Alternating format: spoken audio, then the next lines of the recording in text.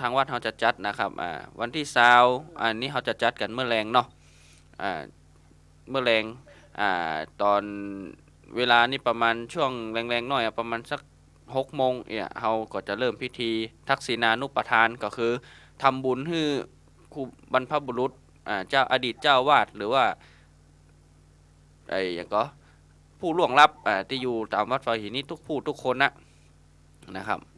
คือทำทักษิณานุปทานก็คือทำบุญให้ผู้ที่ล่วงลับก่อนนะครับเขาก็จะเอา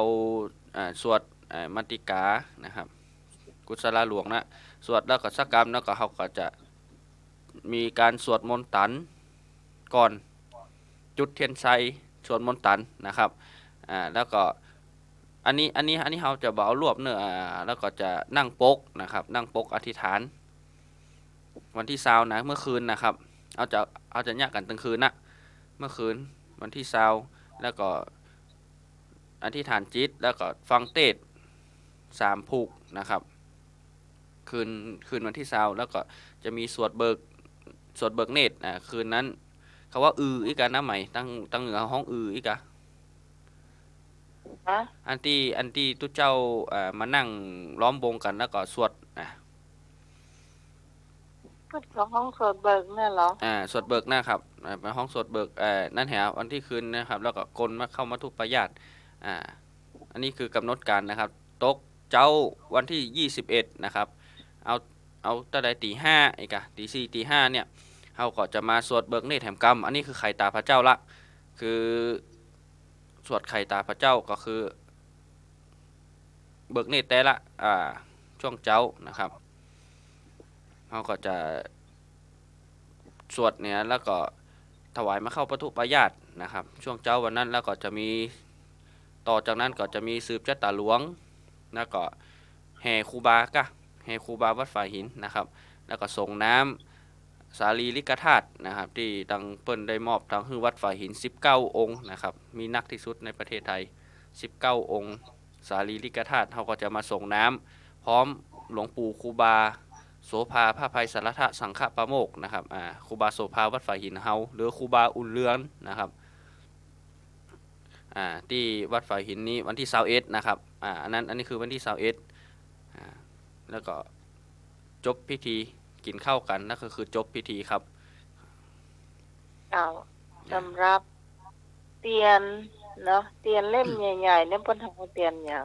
เปิ้นฮ้องเทียนชัยมงคลนะครับเตียนชัยที่เล่มอันยาวๆนั่นน่ะครับเตียนชัยเนาะเทียนชัยมงคลกุ้งนะมันจะมีเทียนมงคลซ้ายเทียนมงคลขวาแล้วก็เทียนชัยมงคลอยู่ตรงกลางนี่รายการเฮาก็ฮับเจ้าถึงเทียนใหญ่และเทียนมงคลใช้ขวาเจ้าอันเทียนมงคลนี่ฮับนี่เป็นบุญเนอะที่เปิ้นจะจุดนี่บัดใจคารวะจุดนะเป็นพระสงฆ์ผู้มีพรรษาเยอะแล้วมีพระนักปฏิบัติที่มีพรรษาเก่งกล้านะครับพรรษานักเหลือเปิ้นแล้วก็เฮาก็จะก่อนเปิ้นจุดเปิ้นจะเจิมเทียนกันเนาะเจิมเทียนชัยแปะทองแล้วก็ค่อยจุดเทียนเล่มใหญ่นะเป็นมงคลขนาดนะครับเจ้าแล้วก็เทียนมงคลซ้ายขวาเนาะเทียนมงคลซ้ายขวานี่จะฮื้อศรัทธาบ่ศรัทธาก็ตุเจ้าเนี่ยจุดนะครับมงคลซ้ายขวานะแล้วก็เทียนชัยตัวหลักของงานเนอะเทียน3เล่มนี้ถ้ามีพิธีอย่างอี้เปิ้นต้องมีนะครับขอพิธีเบิกนี่เจ้าของดีเนาะนะครับมาคลายเครียดเฮาได้ครับเป็นเจ้าภาพเจ้าเป็นเจ้าภาพแล้วก็เดี๋ยวไปรับไปบุญมาเจ้ามีรายชื่ออยู่เจ้าที่ผู้ร่วมทำบุญด้วยเนาะเจ้าผู้ร่วมทำบุญเทียนชัยมงคลเนาะเจ้าชัยมงคลทำบุญเฮาบ่ทำคนเดียวเจ้าเพราะจักจูงคนอื่นมาด้วยครับแล้วก็เฮาก็น้ำตัวน้ำบ่เดียวเนี่ยน้ำกินน่ะ ช่วยกันพูดช่วยกันต้อม อ่าตาน้ำเป็นเศรษฐีอีนะเขาว่านะ แม่นกะหาไทยแม่นละกัน แม่น เนาะ กะแม่นกะตาน้ำเป็นเศรษฐีอ่ะอันเนอ ได้ เดี๋ยวขอสายรุดกำนะตู้ขอเพิ่มไม่บุญกำเนอะ เจ้า ช่วงนี้รอสายนะครับไม่บุญกำนะครับเราจะอ่านรายชื่อรายนามผู้มีจิตศรัทธาร่วมกันเจริญปอนแม่บุญ เจ้าวาสาเจ้า อ่าเดี๋ยวกำเนอะแม่เนอะเดี๋ยวตู้นั่นกับ เจ้า มาแล้วเข้าแล้วมีรายชื่ออยู่ที่แม่หมดการต้อนรับอยู่เจ้า เจ้า จ้ะจด อ่าน ไว้ เนาะ จดเจ้า แล้วก็อาจารย์สสิสุริโยดร400เจ้า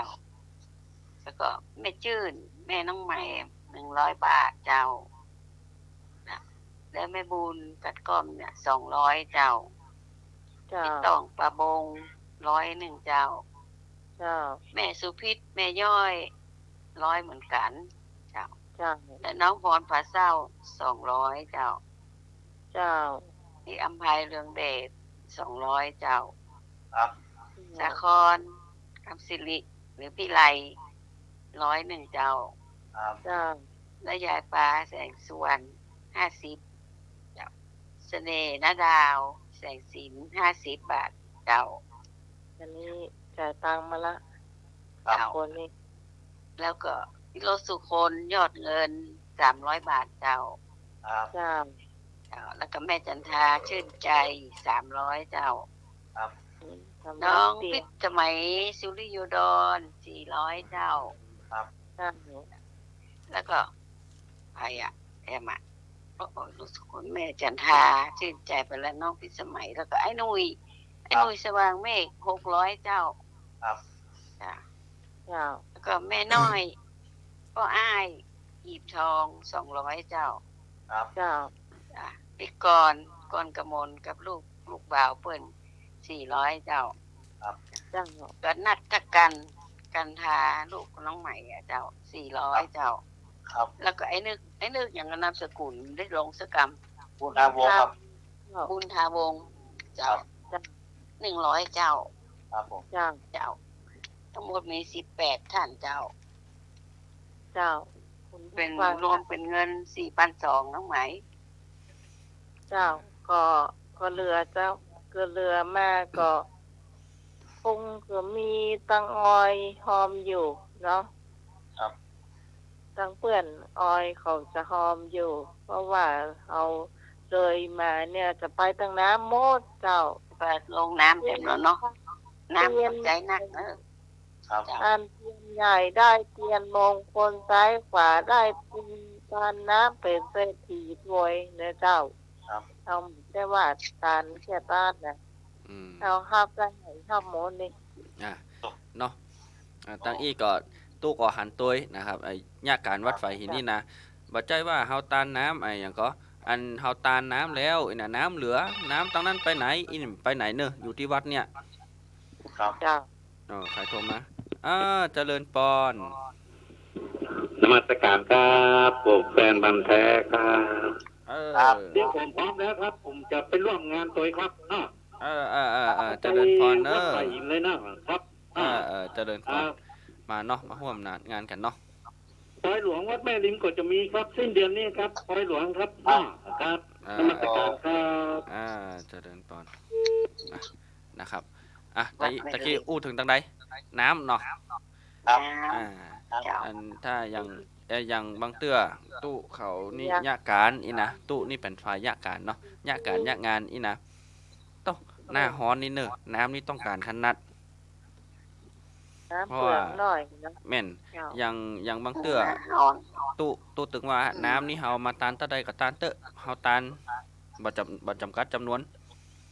เอามาแล้วก็บางเตื้อมันเหลือจากงานเฮาก็เก็บไว้แล้วก็พอเฮายากการอิดนี่นะถ้ามีนี่วุ่นวายขนาดเนอะได้บุญ 2-3 ตอนนี่นะตาน โอ้ น้ำ จะ นะ ที่ไหนเนาะ แม่น โอเคใกล้ๆแต่มันนั้นก็มีเนาะ นะครับตู้ก็เลย เจ้า นุโมทนาบุญตัวนะครับที่ได้รับน้ำตัวแล้วก็เตียนมงคลซ้ายขวาเตียนชัยเลี่ยมใหญ่นะครับของธรรมะคลายเครียดเฮาอาจารย์สมัครนี่รับก่อน ใครจะต่อจะเติมเข้ามาก็ได้หมดแต่เจ้า เข้าบ่จำกัดนะเจ้า ครับ เลือกสตมสตางค์เนาะมีเท่าใดก็เงินบ้านเนาะ มาเนอะไอ้ที่ฟังอยู่ก็มีใจใครห่วมทำบุญอีเนาะไอ้ใครห่วมตัวอีนะใครห่วมตัวกัน ก็ทางธรรมะคลายเครียดว่าเปิ้นตานเตียนชัยเฮาใครตานตัวมาเพิ่มได้มันเป็นหยังเฮาก็เจ้าภาพร่วมกันหมดอะ ครับใช่หมดครับ เอาไป ติดต่อตั้งใดลุงหนุ่ยทำ ทั้ง ไมเข้าบัญชีที่ไอ้หนุ่ยอ่ะ เฮาติดต่อตั้งใดเฮาจะโอนตั้งใดเฮาจะอู้ตั้งใดเนาะติดต่อน้าไหมบอกช่องทางตัวเนอร์ ไอ้หนุ่ยก็บอก มีตังบ้านน้องใหม่เดี๋ยวคนทำเนาะ ครับ เตรียมอยู่ที่บ้านลันตันจังหวัดสุพรรณเข้าบัญชีเนี่ยจะต้องมาลงที่น้องใหม่หมดเลยเพราะว่าค่าน้ำอย่างทุกอย่างนี่น้ำนี่ออยอาจารย์ออยเนี่ยเจ้าเพื่อจะไปจัดการเรื่องน้ำนะเจ้าสำหรับเตียนนี่น้องใหม่จะเป็นคนจัดการเป็นคนจ่ายตังค์นะเจ้าก็ฉะนั้นเนี่ยเรื่องทุกบาททุกสตางค์นี่จะต้องมีมันลงบัญชีจังเหหมดเลย หมอมาที่น้องใหม่ก็ได้ครับ ไห ไหลมาที่น้องใหม่นะ อันเนาะอัน เอาลงบัญชีน้องใหม่ก็ได้เนาะ ลงบัญชีน้าไหมเนาะน้าไหมอันเดียวอันคือเปิ้นโทรไปทางใดน้าไหมยังฟังยังเฮาอย่างเอาง่ายๆเนาะอย่างเฮาบ่ได้ฟังธรรมะคลายเครียดมาวัน2 วันละเฮาบ่ได้ติดตามข่าวแล้วเพิ่นมาฟังวันนี้ใครร่วมบุญตัวอีน่ะจะติดต่อไปทางใด ติดต่อมาถ้าสมมติว่าติดต่อมาทางน้องไหมเนาะ บอกเบอร์ก่อน บอกเบอร์น้องใหม่ก่อน 065เจ้าเอาเบอร์นี่ง่ายดีเนาะ 65 473 473 6338 6338เนาะ ฟังโทรเตอร์เนอร์เบอร์นี้นะเบอร์นี้ออกรายการวิทยุเนอร์ ทาเทรนเนอร์ 065 ไม่ทาเทรนเนอร์โยโรมานี่ลุกลงมาเลยลุก เดี๋ยวน้าไหมเดี๋ยวตู้ทบทวนให้แหมกำเนาะเอาจ้าเนาะบางเตื้อเอาไปอีแม่อีแม่หลายท่านตักมาว่าโอ้อู้เบอร์เวยลำไปแม่จดบัตันอยู่ว่า ครับ โอ้เดี๋ยวถ้าตู้ออกเดี๋ยวจะบ้าแหมกำอีเนาะเบอร์หน้าใหม่นะติดต่อร่วมทำบุญศรัทธาเทียนชัยมงคลเทียนมงคลซ้ายเทียนมงคลขวาแล้วก็น้ำที่จะถวายในงานวัดฝ่ายหินของเฮาวันที่21 เมษายนนะครับใครมีจิตร่วมทำบุญติดต่อไปทางน้ำไหมเนาะครับ065 473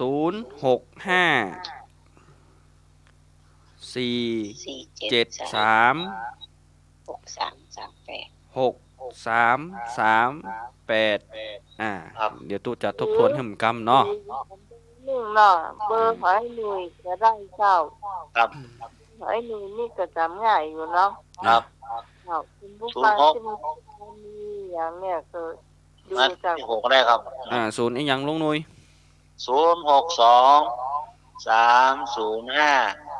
5057ครับผม นะครับ 062 305 5057ครับผม ลุงนุ้ยอู้แล้วเนาะ เอาช่วยกันไปเนาะครับเนาะช่วยกันไปต้องกันไปได้จู้จักกัน อย่างว่าหมายจะไอ้หน่วยนี่ก็จะประสานงานกันทุกวันอยู่แล้วเนาะ ครับ จะมีคนใหม่เพิ่มเข้ามา คนเอาได้เกิดมาเป็นลูกศิษย์ครูบาโสภาหรอโอ้เป็นหลายร้อยปีนะพ่อ ปีนี้ครบ193 ปีครับ ลูกโอ้ ครูบาโสภาเฮานี่นะ พ่อ หรือว่าครูบาอุ่นเรือนนะครับเปิ้นส่วนมากก็จะคุ้นกันชื่อนี้นะครับครูบาโสภาครูบาอุ่นเรือนนะครับ เรือนโอ้2 ชื่อเนี่ย2 คนเกือบ200 ปีแล้ว 190กัน 193 ปีครับวันในปีนี้ครบรอบ 193 แล้ว70นี่ก็อุคนาโมล่ะเนาะ เนาะอันนี้ก็อู้กันงานของนี่นะครับวัดไฟหินวันที่20-21นะครับถ้า เม ใคร ษาเนาะ อันนี้นั่นเนอะอันนี้บัดใจนั่นอันนี้เจ้าภาพเตียนชัยแล้วก็น้ำนะครับโทรติดต่อตังน้ำไหมนะครับเดี๋ยวตู้จะบอกเบอร์แห่งกรรมนะครับ065-473-6338แห่งกรรมเนาะ065-473-6338แล้วนี่ของลุงหนุยนะครับ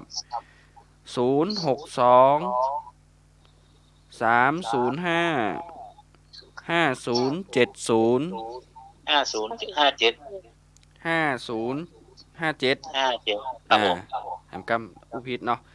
062-305-5057ครับ อันนี้ของลุงหนุยนะครับ5057นะครับตั้งใต้มัน กัดกล้องก็ไปหาแม่บูนกันเลยครับแม่บูนเพิ่มสะพานแม่บูนเนาะ ถ้าแฟนธรรมะคลายเครียดนะครับ ที่ฟังกันตึงวันก็ฮู้จักไขก็โทรหาได้นะครับแล้วเป็นเจ้าภาพนะครับ ถ้าใครจะร่วมงานก็ได้เนอะวันที่20ตั้งแต่6โมงเป็นต้นไป6โมงเย็นนะมากันได้นะครับ ครับสมัครเนาะคือทุกรายการที่เฮาก็เงินยอดเงินทั้งหมดรวมถ้าได้รวมเงินหมดแล้วเนี่ยก็จะยุดเอาไว้ที่วันที่16-17นะครับเพราะว่าก่อนที่หนึ่งจะมาเอาเตียนเนี่ยเขาต้องไปจ่ายที่วัดดอนตันก่อนนะเจ้า เนาะ เจ้า เฮาพอก่อนเนาะว่าจะได้ยอดเท่าใดแล้วก็วันที่16-17เดือนหน้าเนาะนะครับเนี่ยเฮา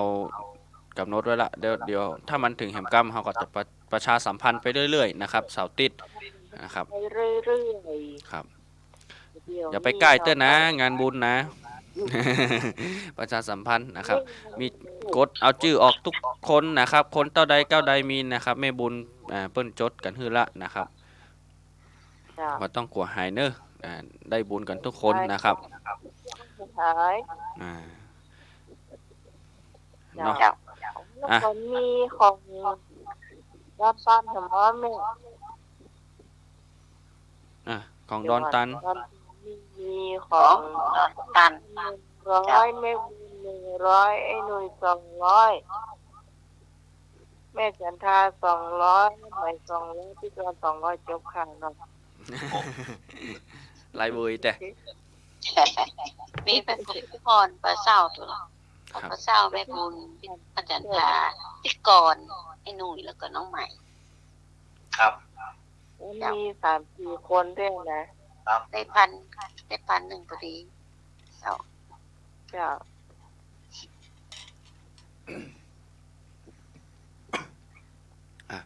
นี่ แม่บางสายเนาะ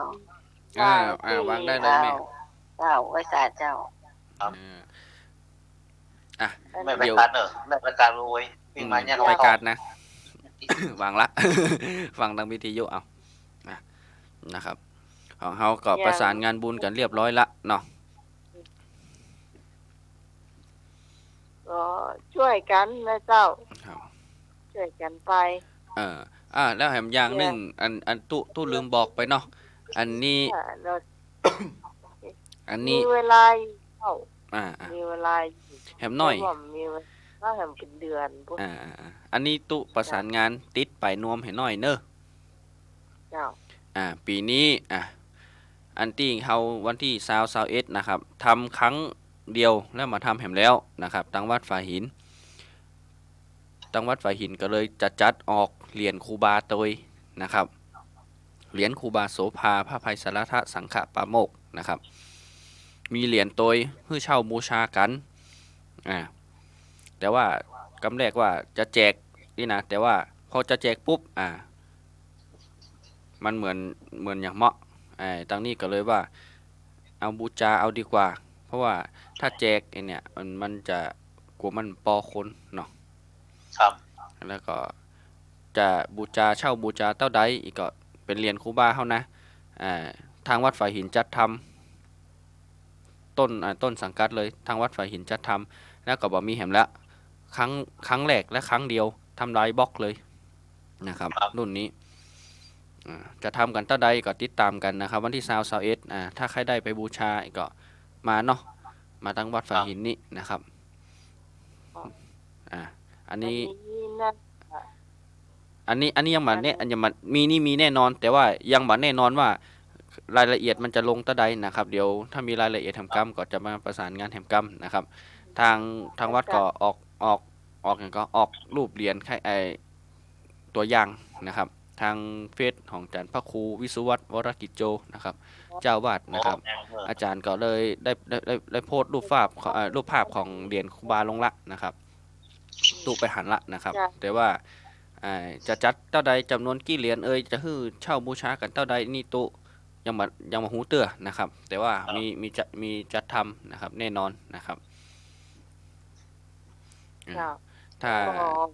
อาจารย์ส่งมาให้เราไว้ละเหรียญนะครับคงจะไปดูก่อนก็ครูบาใดหูเนอะเพราะว่าก่อนจะถึงวันที่21เนี่ยแกคงเอาดอกไปหอมกันนะนะครับทางเหรียญเฮานี่ก็จะมีนะครับมันก็จะมีกันนะครับตั้งแต่ตู้มาอยู่นี่10 ปีปลายนี่คือบ่เคยหันเหรียญครูบานะครับเพราะเปิ้นบ่เคยจัดทำเลยนะครับ แล้วครั้งนี้ก็เลยจะจัดทำของวัดฝ่ายหินนะของวัดฝ่ายหินโดยเฉพาะนะครับหันที่อื่นนี่หันอยู่นะครับแต่ครั้งนี้ของวัดฝ่ายหินเราจะจัดทำก็เลยประชาสัมพันธ์ไว้ที่ใครเจ้าบูชาเนาะใครได้ไปบูชานะครับก็มากันได้ร่วมงานกันได้นะครับเรียบร้อยละต่อไปนอนน้ำไหมถามพุทธประวัติสำหรับวันนี้เจ้าพุทธประวัติเดี๋ยวตู้จะถามเนาะอันพุทธประวัตินะครับของเฮาก็เก่งกันอยู่ละของอันนี้อย่างก็ธรรมะคลายเครียดเท่านี้หนังสือเล่มนี้พอจะเสี่ยงละนะครับเก่าพ่องไม้พ่องนะอันนะครับพระพุทธเจ้าถามแล้วเนอะพระพุทธเจ้าทรงแสดงอุบายระงับความงกง่วงนะครับแก่พระสาวกใดนะครับพระพุทธเจ้าทรงแสดงอุบายระงับความงกง่วงนะครับงกง่วงแก่พระสาวกใดนะครับกอไก่พระยะสะขอไข่พระสารีบุตรคอควายพระโมคคัลลานะงองูพระอานนท์นะครับง่ายมากเจ้ากอไก่กงกคิดเจริญปอนติดแล้วเนอะในการเลือกพระโมคคัลลานะจ้ะครับ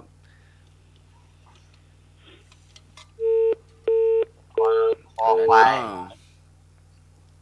มาละคอควายกอไก่หน่วยพิษเจ้าคอนตอบพระควายเจ้าพระโมคคัลลานะเจ้าครับเจ้าเสียงใสแจ๋ว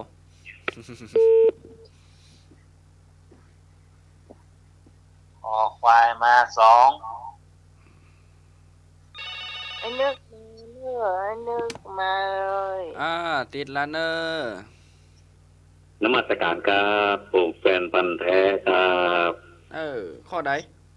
คำตอบสุดท้ายคืององูพระอานนท์ครับครับนะเอาละกระจายกันนะตอนนี้นะงองูคอควายเจริญปอนไม่สานเจ้าเอาคอควายตัวโคเด้อครับคอควายเด้อมาเลย ไม่บูนคอควายเนาะ แม่มนแม่มน แม่โมนแม่คิดมา มาเนอะมาเนอะ เจริญปอนติดละเนอ สวัสดีครับขอคู่ขอควายครับข้าพเจ้าขอหนูขมุกขลานั่นนะครับ คอควายเนาะ ไอ้ครับ อืม คองัว โอ้ควายว่าเจ๊กี้ของวัวไหน อืมครับ แนวของวายุเปิ่นไปตองงวงหัว อืม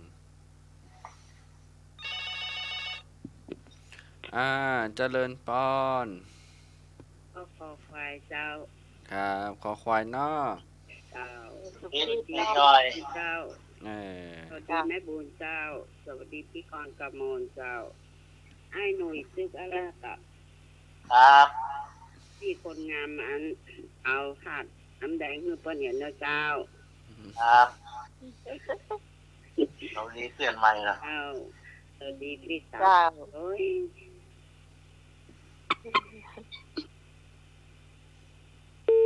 อ่า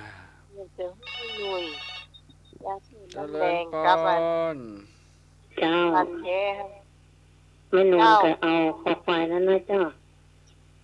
แม่นวลมาแล้วคอควาย เจ้า โดนประแดงมาแล้ว เจ้าบริษัทท่าน อันนี้ท่านอย่างก็เจ้า ตัวลูกตะวันแม่ อ๋อ วันครับ คุณลูกตะวัน ครับ วันนี้มาเต้นอาจารย์สมัคร ทำมาใครเจ้าผู้คนสวัสดีเจ้าน้องไม้ถ้าจะได้แม่นวลจะไปฝากซองบุญที่แม่บุญนะเจ้า ครับโอ้ขอบคุณครับ อนุโมท เอา นาโดย ถ้า แม่ จะได้จะเอิ้นหาแม่บุญทำการเนาะ ไปกับหมูแล้วหมอนนะด่าลุงทำ อ้าว ต่อ ครับผม ในการท อ้า ำ ว บุญกันไปคนน้อยนะเจ้าเขาประทำคนเดียว อืมทำคนเดียวเหงา มันต้องมีบริบาลมาบริวารตัวอืม เจ้า ได้ แม่ อยากว่าด่าผมซื้อให้หมูกับมอโอ้ เจ้าโดยมนต์นี่ เนาะ เหมือก เอาเนอตู้เฉลยเลยนะ ก็คุณผู้ฟังที่อยู่ตอบเจ้า ก็มีเปิดโปงนะ เดี๋ยวนี้ยาธาตุน้ำแดงมี2 คนน่ะตื่นได้ทานเนี่ย มันตึงมี2นะเขาตอบกัน3 ข้อ อาลันเนอร์เฉลยแล้วนะพระพุทธเจ้าทรงแสดงอุบายระงับความงกง่วงแก่พระสาวกใดนะครับ ข้อที่ถูกคอควายพระโมคคัลลานะอ่า โอ้ตองนั้นเหมือนยามองตาด้วยกองหมด อืม ยาธาตุน้ำแดงเอาเท้าเข้าให้หน่อย อืม เอาแฟนทันเขาเด้อ อืม เอาไปคนละอันขวด คนละขวดแล้วเนาะแหมข้องแหม2 ข้อ เดี๋ยวสักกรรมแม่บุญเขาจะพิการละ เนาะข้อที่2พระมหากัสสปะได้รับยกย่องว่าเป็นผู้เลิศในด้านใดนะครับ พระมหากัสสปะได้รับการยกย่องว่าเป็นเลิศในด้านใดนะครับกอไก่รู้ราตรีนานนะครับหูเมื่อคืนนาน ขอไข่มีอิทธิฤทธิ์มากนะครับคอควายมีบริวารมาก งองูทรงธุดงค์นะครับ พระมหากัสสปะได้รับยกย่องว่าเป็นเลิศในด้านใดนะครับ นี่ของ เจ ง่าย ริญปอน เจ้าคนเอาข้องงูเจ้า เป็นเลิศทางทุดงค์เจ้า มาแล้วเนาะ งองู มหากัสสปะ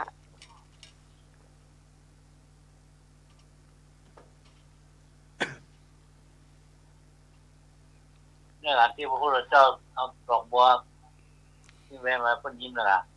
เนาะเอาสงอ่ะ หืม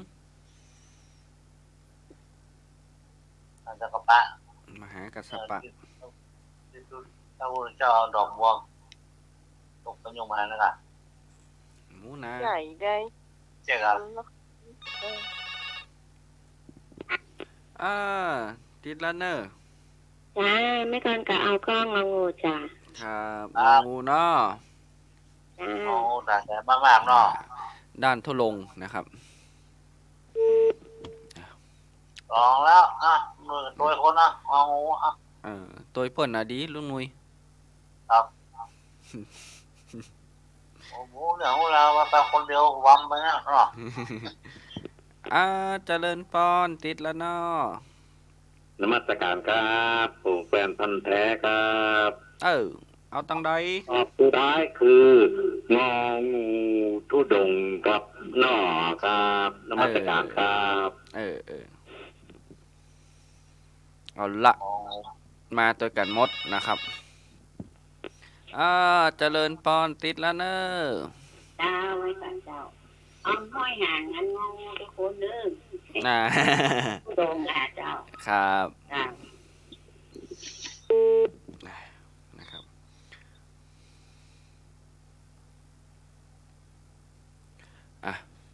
นะครับพระมหากัสสปะได้รับยกย่องว่าเป็นเลิศในด้านใดนะครับกอไก่รู้ราตรีนานขอไข่มีฤทธิ์มากนะครับคอควายมีบริวารมากงองูทรงธุดงค์นะครับตอนนี้มาค่อนกับงองูละ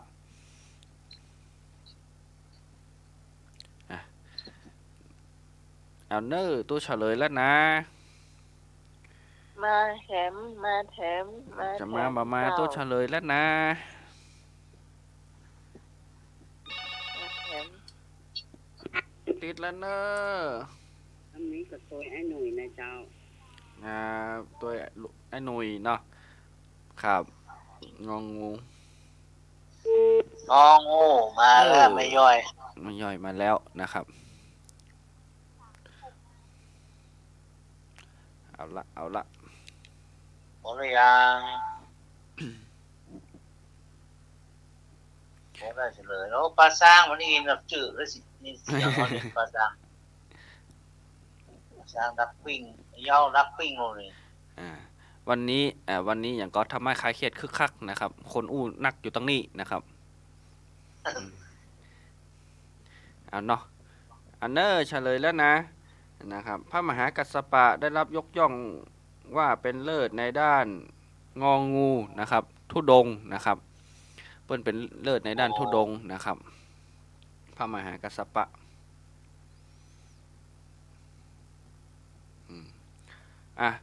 แหมข้องเนาะ เจ้าทำข้องครับ อันนี้ก็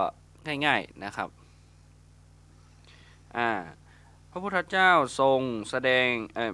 มันใช่กะเดี๋ยว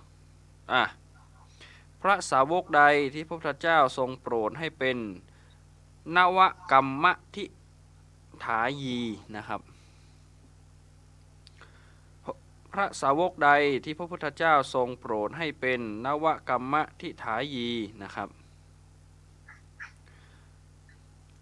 กอไก่พระสารีบุตรขอไข่พระโมคคัลลานะคอควายพระอุบาลีงองูพระอานนท์นะครับหูก่อนน้ำไหม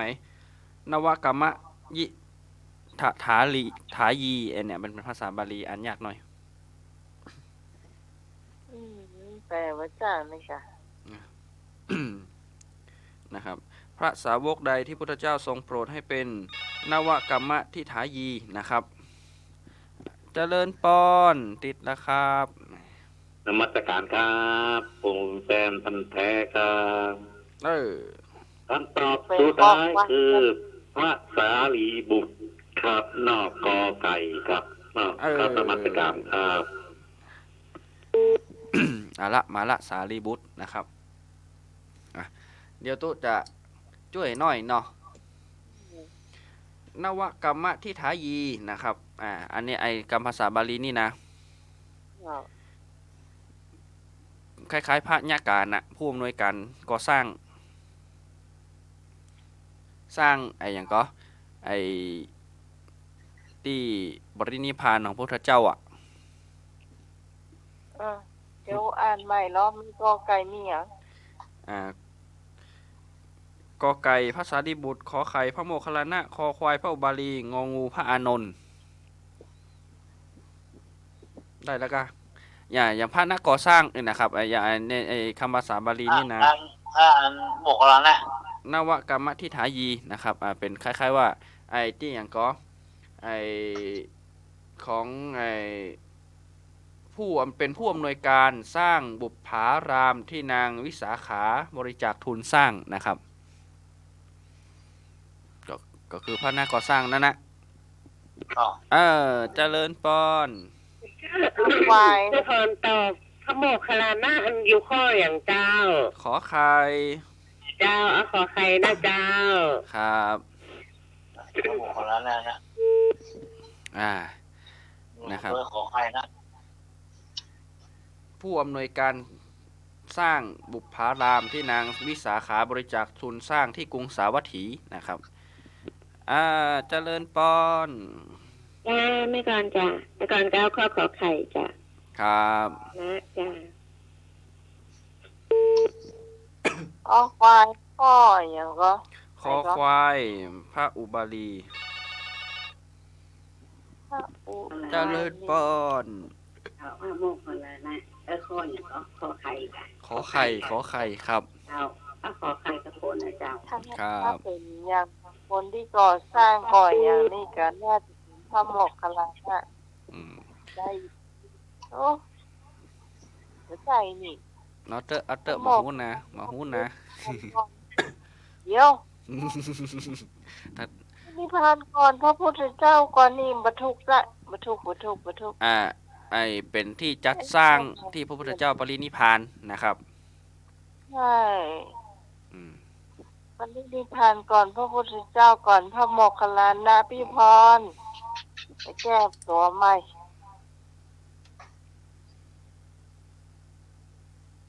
เพราะฉะนั้นมันจะมีข้อถูกอยู่2 ข้อเจ้าพอควายก็งองู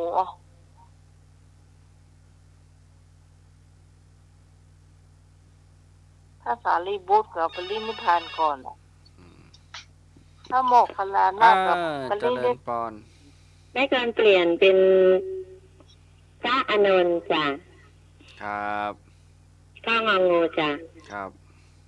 มันจะมี2 ข้อนี่แหละไม่ก่อนอาจจะจำผิดก็ได้ มาหัวขายาแดงมาหัวตอนนี้นะ อาจจะเป็นพระอุบาลีก็ได้มี2 คน อยู่ข้างวัดร้อยนึกอ่ะ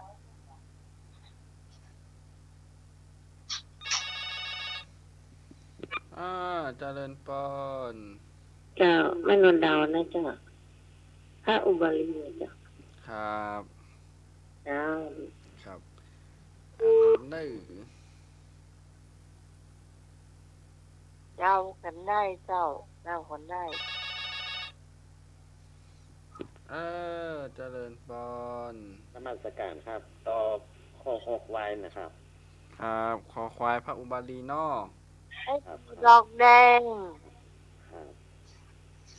ดอกผู้คุณเจ้าพุนโทมมาจากดอยสะเก็ดพุนเจ้า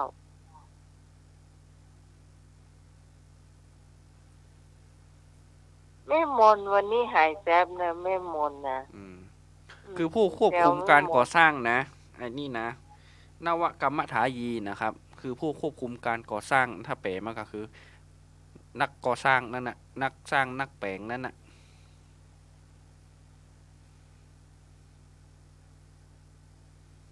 ตัวไปอ่านดีๆละ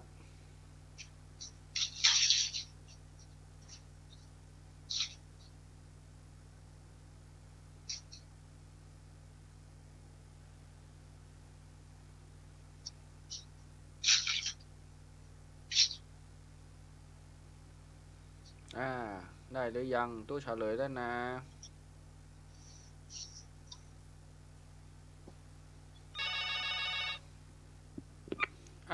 เจริญปอน เอาพ่อคอควายเจ้า ครับข้อขอควายนอ เจ้า อันนะครับข้อคอควายนี่ตู้เฉลยแล้วเนอะ เจ้า พระสาวกใดที่พระพุทธเจ้าทรงให้เป็นนวกรรมทิฐายีนะครับ ก็คือก่อสร้างนั้นนะ ชำนาญการทางก่อสร้างนะครับ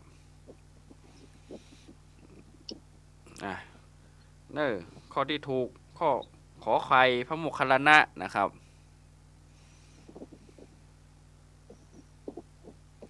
ก่อนอันนี้คือตู้ไปอ่านประวัติเปิ้นมาอย่างคร่าวๆนะครับเฮาก็สงสัยเหมือนกันนะเฮาก็เลยไปอ่านนะครับข้อที่ถูกก็คือพระโมคคัลลานะข้อขอไข่นะครับ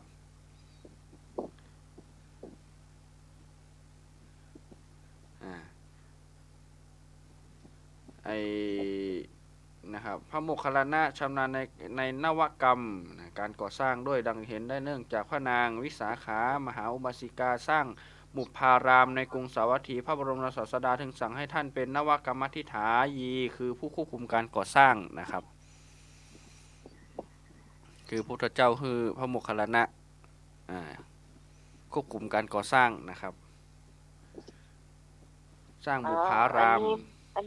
นี้แม่นอยู่แล้วเอานึกว่าสร้างตอนที่พระพุทธเจ้าเปิ้น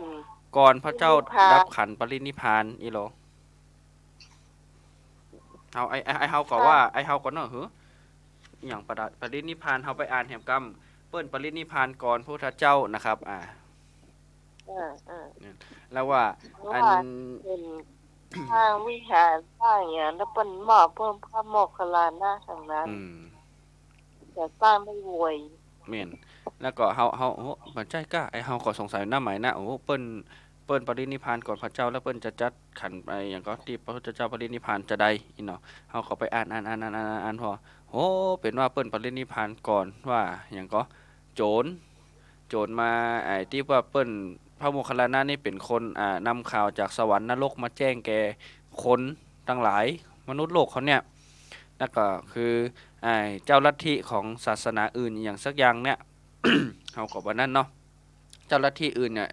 แต่ก่อนมันมีเนาะแล้วก็ว่าถ้าเฮาปราบพระโมคคัลลานะได้เนี่ย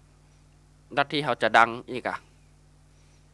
เฮาจะดังอย่างนี้ก็เลยจ้างโจรจ้างอย่างไปทำร้ายพระโมคคัลลานะเปิ้นก่อนหนีได้มัน2เตื้อก่อนนะโจรมาสามารถเนี่ยอย่างได้ก็เลยมาดูตัวเก่าพอเป็นเวรเป็นกรรมเฮามันตามตัวเฮามาแล้วเฮาตึงบัดหนีอีนะอันที่ว่าโจรมาทำร้ายบุบตีท่านจนเขานึกว่ามรณภาพแล้วบุบตีจนร่างบอบช้ำหมดแล้วก็เอาไปขว้างไว้ข้างพุ่มไม้ข้างทางนะครับแต่เปิ้นก็บ่นั้นเปิ้นก็บ่หยังก็บ่มรณภาพนะครับเปิ้นก็มีฤทธิ์ของเปิ้นเนาะเปิ้นก็ทำสร้างเวรสร้างกรรมของเปิ้นก็ชดใช้เวรชดใช้กรรมของเปิ้นแล้วก็เปิ้นก็รักษาตัวของเปิ้นด้วยฤทธิ์ของเปิ้นแล้วก็ไปแจ้งพุทธเจ้าว่าจะปรินิพพานนะครับก็เลยปรินิพพานก่อนพุทธเจ้านะครับเวรนั่นนะครับในโจรมนุษย์ทำร้ายแล้วก็เปิ้นก็รักษาหายนะครับพระเนี่ยที่ว่าอย่างก็ที่ว่าพระโมคคัลลานะที่โจรทุบตีแล้วก็ท่านบาดเจ็บบัดนั้นสักอย่างเนี่ยที่มีนั่นมาเพราะว่าสังขารนี่เปิ้นบัดนั้นแล้วสังขารความเจ็บความปวดมาเนี่ยอย่างเปิ้นแล้วเป็นค่าสังขารอันที่เขาทำที่เขาเคยฟังมานะมันเป็นนะครับเขาก็ว่าสงสัยเหมือนกันเขาก็เลยไปค้นพอต่อแห่งกรรมเป็นพระโมคคัลลานะนะครับผู้ชำนาญการก่อสร้างถ้าถึงทำอันเรื่องก่อสร้างนี่ก็ตึงเปิ้นแต่แม่นครับ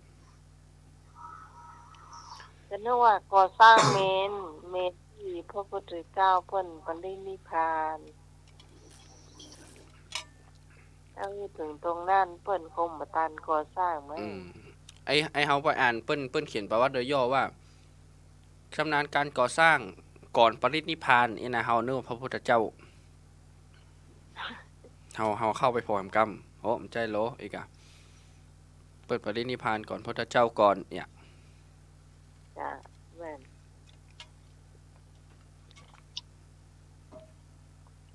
ฟังแล้วหมดนะที่สอบนี่เจอพอเรื่อง นรกนเรื่องของโอ้ดองบนฟังนะ เดี๋ยวก็ปิดอ่ะ ที่ทราบประจำการนั่นนะเนาะ เนี่ยอันตู้ไปอ่านนี่โอ้ไอประวัติเปิ้นก่อนนั้นก่อนนะประวัติเปิ้นไอ้นั่นมันเหมือนกันนะไอ้ที่ว่านำข่าวจากสวรรค์ในนรกมาแจ้งให้คนฮึยะบุญนักๆอีนะเปิ้นมีฤทธิ์อีนะแล้วก็ไอ้เจ้าลัทธิอื่นว่าถ้าเฮาจัดการพระโมคคัลลานะได้อีนะเฮาเฮาเฮาจะดังเฮาจัดการคนสงสารจากสวรรค์นรกได้อ๋อ เอาแล้วก็จ้างโจรไปบุบไปตีเปิ้นจ้างโจรไปฆ่าเปิ้นเปิ้นก็หนีได้มา2เตื้อก่อนถ้าเตื้อที่3เปิ้นจะหนีเปิ้นทำนายครับเปิ้นน่าจะทำนายตัวแล้วก็ว่าโหเป็นเจ้ากรรมนายเวรเป็นกรรมใหญ่อีกครับ เปิ้นก็บ่หนีคราวนี้เปิ้นบ่หนีเลยฮื้อโจรนั่นน่ะมาบุบตีเปิ้นจนล่างเปิ้นแหลกเลยนะ อ๋อ บุบตีเปิ้นเอาจนมั่นใจว่าตายแล้วจนโจรมั่นใจว่าพระโมคคัลลานะมรณภาพแล้วเปิ้นก็เอาร่างของเปิ้นเนี่ยไปขว้างไว้ในพุ่มไม้แล้วก็ที่จริงเปิ้นบ่มรณภาพนะเปิ้นมียานของเปิ้นแล้วพอโจรนั้นไปปุ๊บเปิ้นก็รักษาร่างกายตัวเก่าด้วยฤทธิ์ของเปิ้นเนาะแล้วก็มากราบทูลพุทธเจ้าหลังจากนั้น15วันก่อนนะเปิ้นทุบตีปุ๊บแล้วก็กราบทูลพุทธเจ้าว่าจะดับขันปรินิพพาน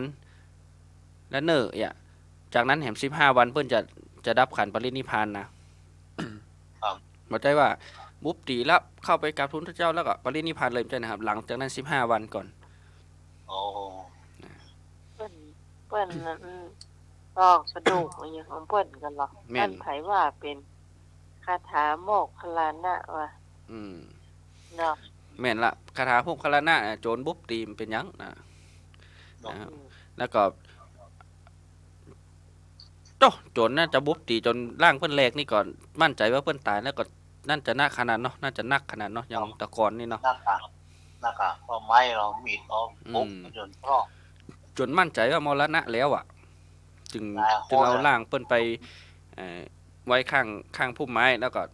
เปิ้นก็รักษาของเปิ้นกรรมเดียวนะแล้วก็เปิ้นก็กลับไปกราบทูลพระเจ้าแหม15วันก่อนนะเปิ้นจะละสังขารนะโอ้ฤทธิ์ที่เปิ้นก็สุดยอดเนาะเวรกรรมมันต้องหนีบ่พ้นนะขนาดพระอรหันต์ยังหนีบ่พ้นนะพ้นครับต้องแทรกไปเนี่ยถ้าเฮาอู้อีก็ได้นั่นมาหน่อยเนาะสร้างบุญนักๆสร้างบุญนักๆโอ้กึดแบบมาให้หน่อยโอ้ขนาดพระพุทธเจ้าขนาดหยังก็พระอรหันต์ยังหนีกรรมเวรบ่พ้นเฮาเป็นคนธรรมดานี่เฮาคงหนีพ้นเนาะติดมาหรอครับเจริญพรสวัสดีครับครับผมพระโมคคัลลานะเปิ้นประสาทกระดูกเล่นนะครับเนาะครับเปิ้นประสาทกระดูกครับผมเปิ้นประสานกระดูกด้วยฤทธิ์ของเปิ้นนะครับด้วยฤทธิ์ของเปิ้นครับลุงร้องพระโอ้โหเขาหน้าร้องสักคำดีกว่าเอานี้ถึงขั้นอรหันต์นะครับแต่ว่าเขาบ้าโบ้บ้าอยู่โต๊ะงงหรอนะไปมาอยากกับข้าวเนาะคราวนี้แม่ครัวเป็นลูกกาดมาแล้วก็ลูกกาดแล้วก็อยากกับข้าวเนอะแม่บุญก่อนเนาะครับ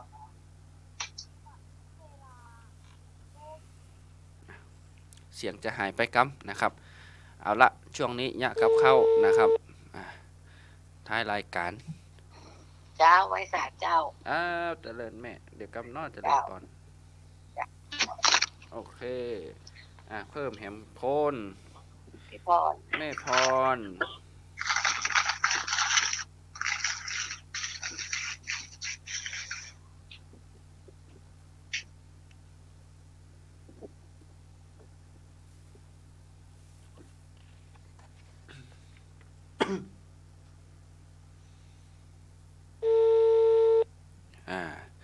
นะครับวันนี้เนี่ยกับข้าวมีอย่างกินน้อเมื่อคืน เจ้ากับพระเจ้า เจริญปอน อ้าว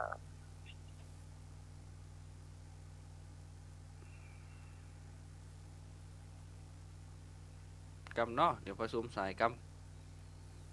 ตอนนี้แม่แก่งอย่างเจ้า ำ แม่จะแกงผักกูด โอ้แกงผักกูด เจ้าแกงผักกูดใส่ป่า อืม ลำแม่ อืม ต้มเหมือนเนาะ อืม ส้มเป็นลำหมอกแดดนอนเจ้า แม่ปีนี้แกงผักเหียดไปแล้วกะ แกงไปวันนั้นละ อ่า เอาตามฤดูเหมือนกันเนาะ เจ้าตามฤดูวันนี้ผักกูดก็หันผักกูดมาขายกันนะจัดหนักอะงามเลยยอดงามอะเจ้างอก็งองแกงแงงอะจ้า ท่านเอิญดีแม่ท่าน เจ้า เอิญ เจ้าฉันกำลังโป่งเนาะจ้า จ้า กูดนะจ๊ะ2 มัดก็ได้อะบอละน้ำมัด5 บาทแล้วนะบะแปงเจ้ามัดแล้วก็ปลายสักตัวปลาลิมนะแต่ปลาลิมมันล้ำดีเป็นแว่นนะนะเจ้าจ้ะที่ปลาลิมมาตัวหนึ่งเนาะแล้วเป็นโกกให้เรียบร้อยเขาต้องมาโกกทำมาล้างอย่างเดียวเจ้าเป็นโกกให้เรียบร้อยพักเนี่ยมาใส่คนเดียวเนี่ยใส่แล้วก็ล้างแจ่ก่อนแจ่สักกำก่อนแล้วก็แจ่ไว้แล้วก็ปาก็กกไว้ให้ละเนาะใส่ถ้วยไว้ละอันนี้ก็ตับพริกแกงปลานึ่งต้องใส่ข้าวมิ้นเนาะข้าวมิ้นจะไข่เจ้ามันแก้ขาวข้าวมิ้นมากหน่อยเจ้าแล้วก็จะไข่เอาบัวเตรียมพริกเต้ได้ไก่นั่นนะเอาถ้ามากเม็ดก็ใส่นักหลายเม็ดหน่อยถ้ามากเม็ดก็จักใส่3-4 เม็ดก็พอมันเผ็ด เจ้าเดี๋ยวก็ตามเครื่องมันก่อนตามจะไข่ตามข้าวมิ้นแล้วเรียกระบอพริกก็ตำนี่ก็ตำแล้วก็เอาพริกหอมบัวเตรียมมาตำใส่กะปิด้วยเด้อใส่กะปิใส่ห้าด้วยแกงเมืองนะเจ้าก็ตั้งหม้อเลยตั้งหม้อใส่น้ำไม่ต้องหนักอะเจ้าตะหม้อสักถ้วย2 ถ้วยนี่แหละเจ้าตั้งหม้อตั้งไฟแล้วก็เดือดโบ๊ะแล้วก็หลับน้ำพริกนะเฮาบอกว่าละใส่แกงเมืองแท้ๆนะก็น้ำพริกก็ใส่ในหม้อเลยหม้อมันเดือดละเจ้าใส่เดือดนั่นนะเจ้าเดือดละบอสกำเดือดละเอาปลาเข้าใส่เจ้าปลาก้นแล้วต้องก้นมันจะเดือดขาวเอาใส่ไว้ให้มันเดือดโบ๊ะสกำก็เอาผักเข้าใส่ล้างเอาผักเข้าใส่ปลากูดเข้าใส่เจ้านี่มันเกลือส้มก็ใส่สัก3-4 แก่นก็ได้มาเกึ่งนั่นเข้าใส่เจ้าจะกำมันเดือดแล้วบอเอากระปุงเนาะชิโรสก็ใส่โรตีกาจิ้มก้อยใส่ส้มใส่ดื้อใส่มะนาวก็ได้ใส่มะขามเปียกก็ได้มะขูดก็ได้มันออกส้มๆหน่อยๆเจ้ากินก้อยจางอย่างก็ปรุงเอาคนเดียวกับปักตัวเก่าว่าเขามักอย่างได้ก็เอาอันนั้นปรุงอย่างนี้เจ้าเดี๋ยวแล้วก็ปดลงเลยกินกับข้าวนึ่งก็ได้กินน้ำมันสดน้ำมันเนาะเหมาะสุกแล้วแกงผักกูดพอเนาะ เจ้าวันนี้น้องพรจะยำเจ้าแม่ ยำอย่างวันนี้ หมูยอกับเฮ็ด3 สหายเจ้า จ้ากันลำเหมือนกันนะเจ้า เฮ็ดนี่3 อย่างคือมีเฮ็ดเฟืองนะเจ้าแล้วก็เฮ็ดโอเรนจีที่ขาอ้วนๆนะเจ้าแล้วก็มีเฮ็ดเข็มทองอย่างนึงนะเจ้า จ้า ที่เอาเตรียมเครื่องไว้กันเนาะเอาล้างเฮ็ดทุกอย่างให้สะอาดเนาะแล้วก็เฮ็ดโอเรนจีก็พางสีเลยนะใส่มันน่ะแล้วหาตัดเป็นมะนิ้ว1 นิ้วเนาะตัดเป็นท่อนๆนะเจ้าเพื่อเขาก็เลือกที่มันเป็นกลมๆน้อยๆน้อยล้ำมากลางๆเนาะแล้วหาผ่ากึ่งไว้จ้ะแล้วเฮ็ดเข็มทองหาก็ตัดหักมันออกเนี้ยแล้วก็ตัดเป็น1เลยจ้ะต้องให้ยาวล้ำเราจะล้าง3 อย่าง ะอาดแล้วก็ใส่กระมังแช่เห็ดเข็มทองไว้ที่หนึ่งก่อนเนาะเพราะว่าเห็ดทองนี่มันจะสุกไวนะเจ้าแล้วก็มันจะมีพริกหนูนะเจ้ามะนาวน้ำเชื่อมแล้วก็น้ำตาเจ้าทุกอย่างก็เตรียมไว้ก่อนนะเจ้าแล้วก็หอมใช้หอมจีนก็ได้เจ้าหอมจีนต้องเอาหัวใหญ่ล้ามเอาว่ากลางๆเนี่ยจ้ะล้างให้สะอาดแล้วก็หั่นพอประมาณนะจ๊ะแล้วก็พัดปืนก็ถ้ากำปืนเขาก็ล้างให้สะอาดแล้วตัดเป็นทอดมักนิ้วมือนะจ๊ะล้าง กล้อง ใช่จ้ะ ข้อมือ ไว้ก่ ข้ อ อน มือ จ้ะมักข้อมือนะจ้ะแล้วก็หมูยอเนาะหมูยอหักก็มาหั่นเนาะตัดกึ่งท่อนยาวๆนะเขาก็เป็นเท่งยาวก็ตัดกึ่งหั่นนะจ๊ะที่มันเป็นรูปวงกลมมันนะจ๊ะหั่นไว้เตรียมไว้แล้วก็วิธีทำก็ตั้งหม้อน้ำให้เดือดนะจ๊ะเอาหม้อตั้งใส่น้ำตั้งไฟให้เดือดเสร็จแล้วเราก็ลวกเห็ดเฟืองกับโอเรนจิก่อนนะจ๊ะเห็ดเฟืองกับโอเรนจิพอมันเดือดกำกะมันชุกแล้วเราก็ตักออกเนาะแล้วก็เอาเห็ดเข็มทองลงไปตึ๊บเดียวจ้ะมันชุกเร็วจ้ะแล้วก็ลวกแล้วใส่กระเด็ดน้ำใส่กระมังเตรียมไว้ถึง3 อย่างเนาะแล้วก็เอาหมูยอลงลวกนะจ้ะลวกเสร็จแล้วก็ใส่ถ้วยไว้จ้ะวิธีทำน้ำยำใส่กระมังมาเนาะเอาก่อนเอาน้ำปลา1 ช้อนโต๊ะน้ำมะนาว1 ช้อนโต๊ะน้ำเชื่อม1 ช้อนโต๊ะพริกขี้หนูใช้ประมาณสัก7 ก็ได้จ้ะเอาโคขึ้นละเอียดเลยนะจ้ะโคขึ้นละเอียดผสมลงในเชื่อมน้ำยำหั่นแล้วก็ใส่ชูรสนิดหน่อยนะจ้ะคนให้เข้ากันแล้วก็เราก็ได้น้ำยำแล้วเราก็เฮ็ด3 อย่างลงไปคนลงไปแล้วเอาหมูยอเขาลงเลยนะเจ้าลงเสร็จแล้วคนให้เข้ากันชิมรสมันถึงพอดีละอันนี้นะแล้วก็ใส่หอมหัวใหญ่เนาะใส่หอมซอยลงไปแล้วก็ตักกำปืนทีหลังเนาะคนเข้ากันแล้วก็ตักใส่จานเลยเจ้ากินไม่ได้นะต้องกินกับข้าวถ้าคนถ้าคนชอบกินกับข้าวก็ได้เลยกินกับข้าวได้ทำไมไม่ชอบใส่วุ้นเส้นเนอะถ้าชอบวุ้นเส้นก็ใส่ก็ได้ค่ะแล้วมันนั่งร้อนน่ะกินลำมาจ้ะแรงขึ้นก็กินข้าวละใช่ละน้ำมุ้นเส้นใส่หมูยอเนาะจ้ะนั่นก็จะแบบนี้ต้องกินมาได้ซ้อมจิ้มจ้ะซ้อมจิ้มกินมาได้เพราะก็อิ่มหรอกไม่จะอิ่มหรอกต้องแม่มากินด้วยจ้ะถึงบอกว่าจะได้มากแม่ของมากตัวเก่าหมอไผ่นี่นะกินกับมันเห็ดอันทองนี่เจ็ดลำอ่ะแม่ครับเนี่ย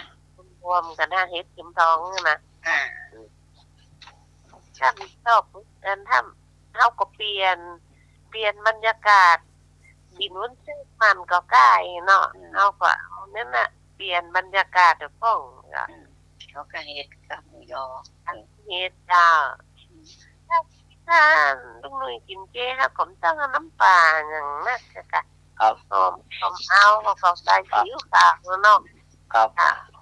ซีอิ๊วขาวเป็นเจหมดเดียวครับมีมดอ่ะเรื่อง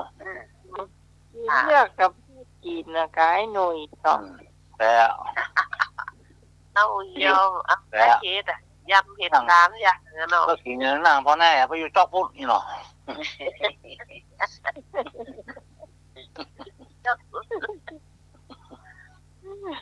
นั่งอยู่จอกพุทธอย่างนั้นให้เขาขี้โง่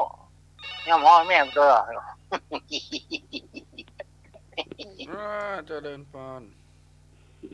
สมัติการครับโอ้แฟนพันธุ์แท้ครับโอ้ย ยำหมูยอน่ะเอาแค่หมูกับอย่าเหมาะขนาดเลยฮะ นะ ยอว่ะเปิ้นขันอู้ตีกันว่ายำหมูยอว่ะ ยำหมูยอน่ะใส่เอาแค่หมูกับเหมาะขนาดเลย โอ้พอดชอ ผั บ กกูดนั่นก็เหมาะขนาดเลยผักกูดอ่ะครับ โอ้ โอ้ผักกูดนี่เก่งเหมาะขนาดเลยครับผมจำลำครับเนาะ เนาะ ครับนมัสการครับ แค่หมูครับหมูยอ เพิ่งอะไร อ๋อ เปิ้นกัน เขาท่าเลยนะเนาะ ยำหมูยออย่ะ ครับ อืมแค่หมูแห้งเอาไว้เงียกนะข้างอีกนะหน่อยนะละ ไม่โดยเราเชี่ย ฮะ เจีย เราเชี่ยเที่ยวอู้แต่เจ้าห้ามลืมเนี่ย อ๋อเจ้าเดี๋ยวเจ้าเนาะของก็บอกว่าเลยเนาะ ก็พุ่งกะ อ๋อ พุ่ง เนาะ กะ เจ้าอันนี้เจ้าอันเขาไปเอาสาวมันนอกเนาะสาวมันนอกขายบ่ฟักขายแม่กันดีเนี่ยกะการเจ้าอ่ะเนาะนี่มันตุ้ยงามมันตุ้ยเนาะตุ้ยขายท่านนี่ร้านนั้นคนกรุงเทพเนี่ยกัดเนี่ยแวกอ่ะโอ้ผ่านแล้วโอ้คนสวยไม่เบานี่หรอคนสวยไม่เบาขายอะไรขายหลายอย่างเจ้าเนาะขายฟักขายไม้ขายยังไงขายหรอป่นโซมคนสวยไม่เบายิ้มน้อยยิ้มไง ได้เป็น เปิดเขาเปิดอย่างว่าอยากได้ฟักทองสักลูกเนาะยิ้มน้อยยิ้มไงวะคนชมมันงามเนาะงามคนสวยไม่เบา สวยไม่เบาถ้าเป็นเราก็ชอบเหมือนกันเนาะ อืม เออ เป็นว่าแล้วอู้ดีละจมเจ้าวัดเจ้างามว่านี่เนาะให้ได้อู้หมดรถพระแก้วแกน15 บาทอู้มันจักอ่ะตั้งมือมุกีไงหรอว่าอะไรก็โซยไม่เบามือตุ้ยกับเพออู้มือหนักตึก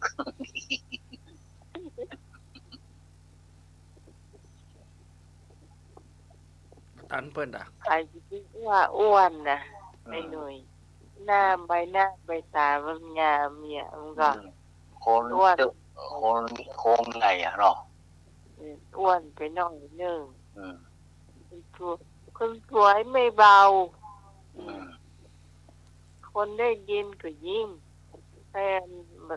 มาตันนี่นึกตลอดคือจะเติงเนาะ มาเติงมาตันบ่หรอเนาะ นั้นมาตันมึง มาตันมือมันไม่ทานหูคิงเนี่ย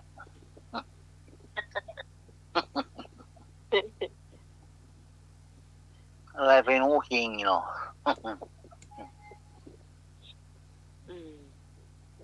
อันนี้เสียเชียงใหม่เล่าพองเนาะ ครับ อันนี้เป็นเรื่องแต่มีฟังอาจารย์ยอดมา เยี่ยละ มี เยี่ยละ มียายคนหนึ่ง อันเพิ่นชอบทานเอียงก็ข้าวหลามอ่ะข้าวหลามเดือนสี่เนี่ยนะ อืม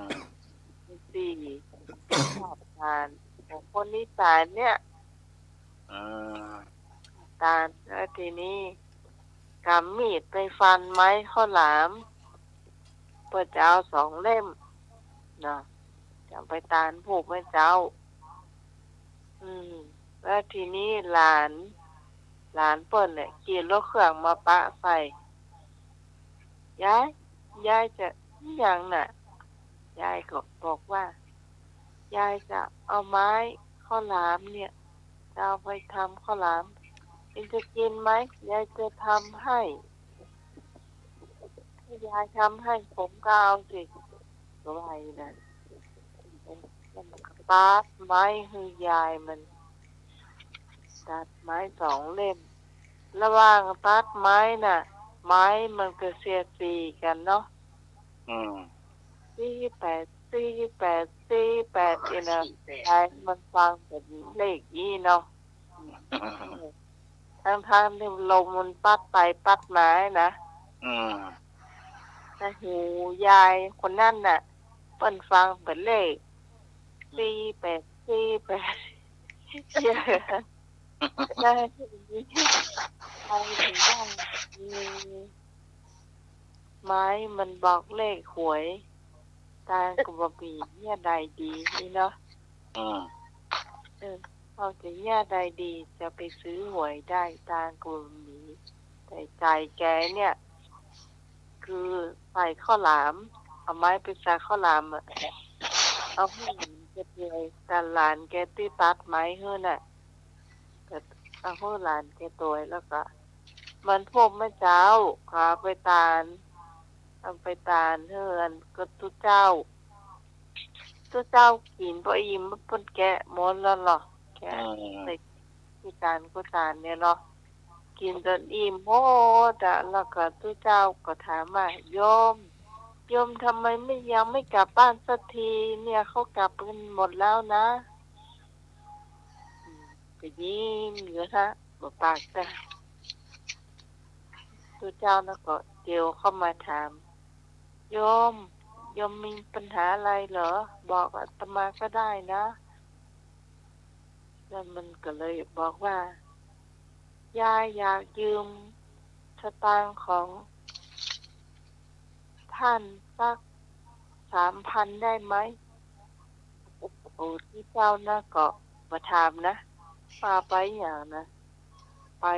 เอาย่ามมาหยิบสตางค์ให้ยายหั่น3,000ไม่ต้องรีบร้อนก็ได้นะยายมีเมื่อไหร่ก็ใช้เมื่อนั้นขอบพระคุณเจ้าค่ะไงนะยายนะอ่อนแหมวันเนาะหลานไม่จะไปขอนแก่นหรอกไปหาลูกมันเนาะก็สั่งกับชับนักกับชับหนาต้องซื้อเลขนี้ให้ได้นะหาให้ได้นี่ว่านะ248เอาเลขเนี่ยหวยรัฐบาลถ้าได้เลขนี้ก็บ้าเอานะเอาไปเล่นใต้ดินก็ได้อะไรนะแล้วทีนี้ตังมันก็เซาะมันไปที่จะขึ้นรถนะมันก็ได้แต่ได้เลขใบเดียวหวยรัฐบาลน่ะได้ใบเดียว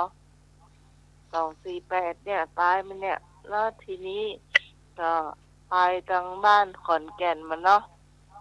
ไปบ้านมันน่ะไปหาลูกมันเนี่ยค่ะไอ้น้องคนนี้นะแล้วกันก็บอกว่ามันเสาะซื้อหวยเลขเนี่ยโอ้เขาก็ว่าโอ้เป็นเลขงามดีแต่เขาก็ไปซื้อใต้ดินกันโอ้ไม่โลนมาพอหวยออกยายคนเนี่ยได้รางวัลที่1ว่ะ1ใบเนี่ย248นี่นะถ้าที่ตัว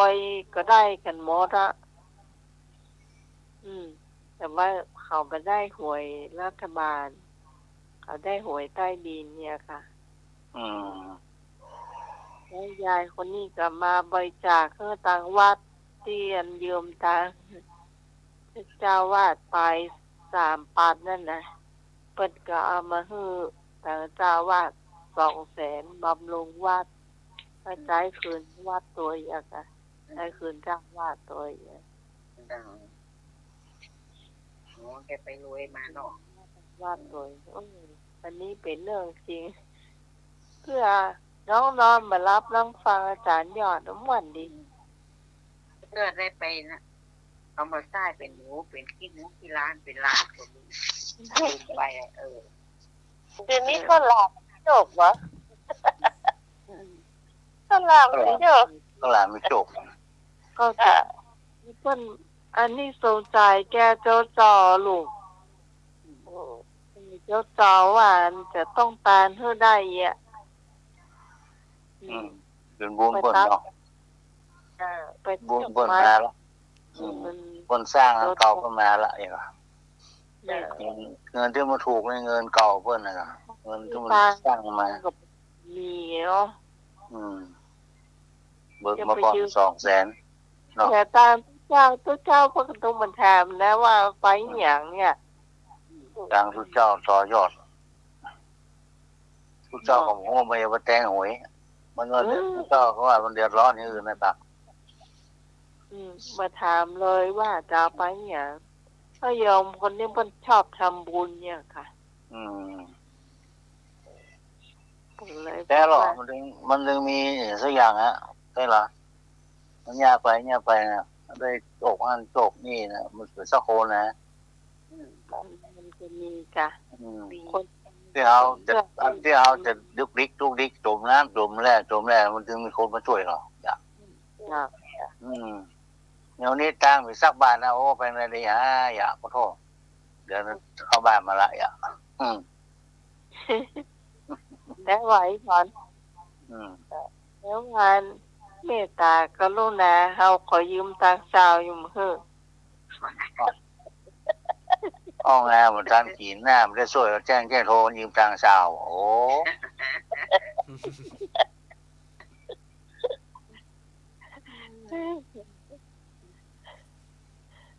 อัดตบยังไม่ได้ตบเด้อแม่มิ่งหรอ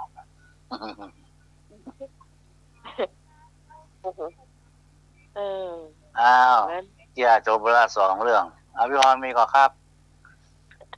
พี่พรก็มีเรื่องเดียวเจ้าเอาเลยจัดการเลยเรื่องของสิงโตเจ้าสิงโตไม่ใช่เป็นสิงโตเป็นสัตว์นะครับเป็นน้องสิงโตเจ้าน้องสิงชั้นป.1เนาะเวลาทำการบ้านก็มาย้อมเขียนหนังสือส่งการบ้านยายก็ว่ามานี่ยายจะเขียนให้เห็นแล้วแล้วก็ยายก็ส่งบ้านผู้ถามว่าใครเขียนให้บอกว่ายายเขียนให้ทำไมสิงโตไม่เขียนน่ะสิงโตขี้เกียจดิวะเดี๋ยวป้าเห็นแล้วได้การบ้านเป็นงานฝีมือมาหาว่าฝีมือเป็นอย่างนะซอยลูกปัดเนี่ยปัดอ่ะลูกปัดมา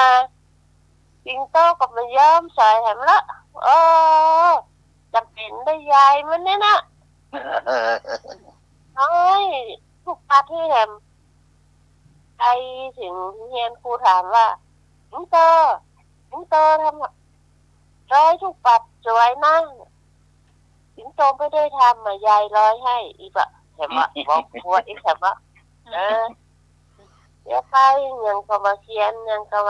ทำขี้ขานแล้วขี้ขานเขียนหนังสือก็ไม่ค่อยเขียนดิสโกดในคอมพิวเตอร์หน่อยเห็นไหมก็ท่านน่ะ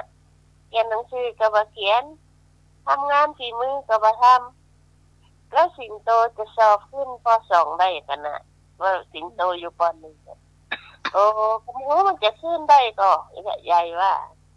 อย่างก็ยายทำทุกทีเหรอสิงโตที่นี่วะแล้วแค่ใดดีน่ะครูจะว่าได้ขึ้นกันแล้วสิงโตจะได้ขึ้นป.2หรือเปล่าได้ขึ้นหูขึ้นกับหมูอันอย่างก็เป็นขี้เกียจไปหมดอยู่อ่ะทั้งผมช้ามาก็ได้กันโลนเล่นเนี่ยนะอย่างสรุปแล้วสิงโตจะได้ขึ้นเลื่อนชั้นหรือเปล่านี่นะสิงโตถามครูมันยังตอบว่าได้เสื้อเพราะว่าโรงเรียนยังปิดเสื้ออีเนี่ยว่าน่ะอย่างนี้ก็โยกเอาอย่างที่ครูนั่นให้ครูที่เปิ้นลง Facebook อันนี้เรื่องจริงนะโมโหงเรียนที่ไหนนะครูนั่งให้นักเรียนอันกันบ้านนักเรียนนะคะนักเรียนเป็นจ้าน่ะเขียนเป็นยึกอีกที่เทียนยายหมูมามีตัวหนังสือเลยผู้การเปิดเลยถ่ายรูปลง Facebook เนี่ยสิเนี่ยได้ดีกับนักเรียนเนี่ย โอ้จะทำอย่างไรละเรียนละโอ้เดียวมาใครเขียนหนังสือแล้วไหมเขียนหนังสือก็ใคร เขียนมาจ้างละเขียนมาจ้างละ เขียนไว้เนาะเมื่อก่อนนี่ยังพัดหนังสือเป็นหน้า คัดไทยนะพ่อ คัดลายมือเนาะใช่ ได้ ก็เอาไปเขียนกอไก่มา2 หน้ากระดาษ คัดไทย เนาะมันมีเจี้ยอันหนึ่งที่อันสมัยก่อนที่ อันนี้ไม่ใช่เจี้ยเนาะจะว่าไปแล้วก็เรื่องจริงชยาหรือว่าร้อยเนี่ย มันเป็นที่คนที่ไปส่งน้องเฮียนธรรมะที่วัดสายหินน่ะเนี่ยเล่าฟังว่าสมัยก่อนครูเขียนกอไก่ชยาให้เขียนกอไก่เต็มหน้ากระดาษนะมันจะเปื้อนมันล่ะ2 คนตั้งโต๊ะด้วยกัน2 คนบอกหมอกเขียนกอไก่เต็มหน้ากระดาษเอาไม้มันทัดมาค่ะลากเนี่ยกอไก่ เยอะอะกันเยอะอะกัน แล้วก็เขียนภาพเป็นโค้งๆเนาะโค้งนะแล้วก็ลากยาวจากยาวมาตั้งตั้งขวาอันน่ะก็ไก่ตัวเดียวนะเต็มหน้ากระดาษก็ไก่ตัวเดียวเนี่ยเต็มหน้ากระดาษนอกนั้นเขียนเป็นแถวรอกก็ไก่อันพอถึงเวลาครูรู้ว่าชายาออกมาหน้าห้องเนี่ยฟ้องมาด้วยเนี่ยโดนไม้แส่เศร้าเขียนมาเหมือนเปิ้น เหมือนนั่นน่ะ เขียนมาเหมือนเปิ้นเขียนก็ไก่ตัวเดียวอ่ะ ลากยาวถึงหน้าเนาะ แล้วออนคอมพิวนะถ้าเขียนกอไก่เต็มหน้ากระดาษอย่า ก็ไก่เป็นหน้ากระดาษอ่ะ เปิ้นเขียนก็ไก่เป็นแถวอะอย่างสมมติว่าก็ไก่แถวหนึ่งมันทัดหนึ่งมีสัก10 ตัวอย่างเนาะก็ต้องเขียนเต็มว่านะ ตัวเดียวเด็กตัวเดียวอ่ะ ไก่ ใช่ ตัวเดียวยังเป็นหน้ากระดาษมันโนฟังโอ้ยมีมอยู่วันใหม่ก็เล่าวันนี้เวลาหมดแล้วเนาะ ครับ นี้เจ้า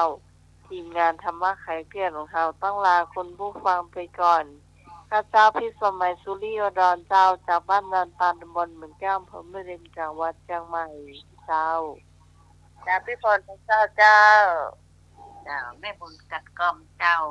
หน่วยสันนิธรรมครับ สว่างเมฆครับโดนนิมนต์อาจารย์นิมนต์ตู้ตะวันค่ะ อันนี้ตุตะวันเนอะวันนี้ก็รายการของเขาก็ซีดเสียงลงไปละถึงเวลาละนะครับ วันนี้วันเสาร์ที่16ก็ขอลากันไปก่อนขออ้างเอาคุณพระพุทธคุณพระธรรมคุณพระสงฆ์